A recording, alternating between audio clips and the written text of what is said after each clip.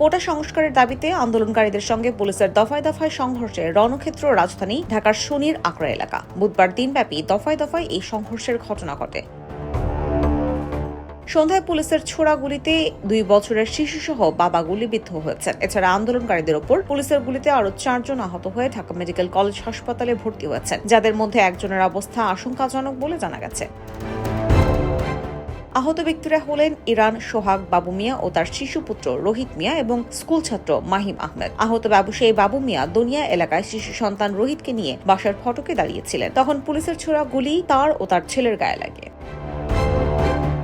এছাড়া শনির আকড়ার কাজলায় হানি ফ্লাইওভারের টুল প্লাজায় আগুন দেওয়া হয়েছে বলে জানিয়েছে স্থানীয়রা। শনির আকড়া থেকে সাইনবোর্ড পর্যন্ত শত শত আন্দোলনকারী অবস্থান নেন। এর আগে সকাল 10টার দিকে শনির আকড়ায় ঢাকা চট্টগ্রাম মহাসড়ক অবরোধ করেন কোটা সংস্কারে আন্দোলনকারী শিক্ষার্থীরা। সন্ধ্যা পর্যন্ত তারা এই মহাসড়ক অবরোধ করে রাখেন।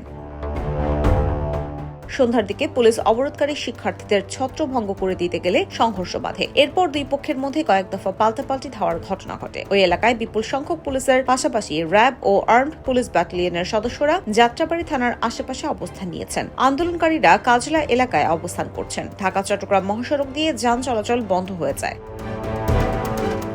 IBTV USA news desk.